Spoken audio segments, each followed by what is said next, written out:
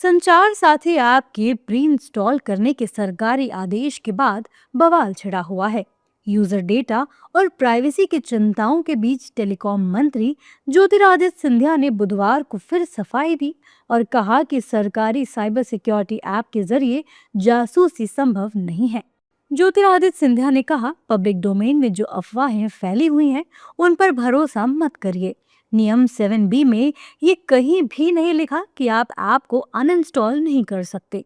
The reality is lost if you don't go into the details. What does 7B say? 7B only says that the phones should have the apps installed and there should be no hindrance for the user to be able to access it. And it should not be disabled so that the user cannot use it. Nowhere does 7B say that the user cannot delete the app. So 7B is not for users.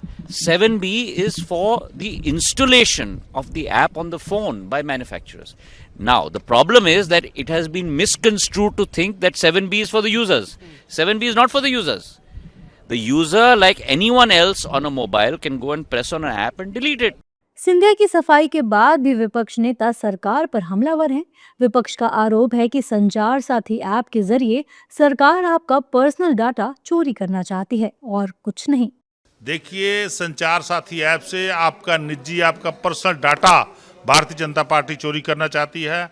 आपका जो भी data होगा उसके साथ संचार साथी app में चला जाएगा और कोई भी कंपनी उसको हैक करके उस डाटा को मिसयूज करेगी। ये बहुत बड़ा जो निजी आज़ादी होती है, जो पर्सनल आज़ादी होती है, उसके ऊपर बहुत बड़ा हमला जो है वो भारतीय जनता पार्टी ने बोला है।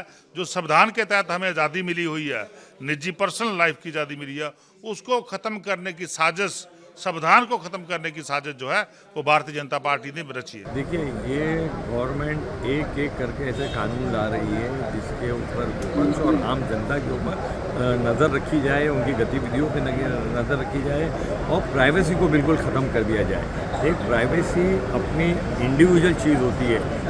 कोई व्यक्ति अपनी फैमिली से क्या बात करता है, अपने बच्चों से क्या बात करता है, अपनी पार्टी में क्या बात करता है, उसकी प्राइवेसी होना चाहिए। और ऐसे ऐप ला करके ये प्राइवेसी के ऊपर लोगों के अंकुश लगाने का काम ये सरकार करने जा रही है। तो कांग्रेस और पूरा विपक्ष इसका पुरजोर विरोध करे। आपको बता दें कि संचार साथी ऐप सभी एप्पल और गूगल प्ले स्टोर पर डाउनलोड करने के लिए उपलब्ध है, लेकिन यूजर्स के पास अभी ये विकल्प है कि वो इस ऐप को अपने फोन में इंस्टॉल करें या ना करें। हालांकि भारी विवाद के बाद संचार मंत्रालय ने नई डिवाइसेस में संचार साथी ऐप के प्री इंस्टॉलेशन को मैंडेटरी करने का फैसला वापस ले लिया है।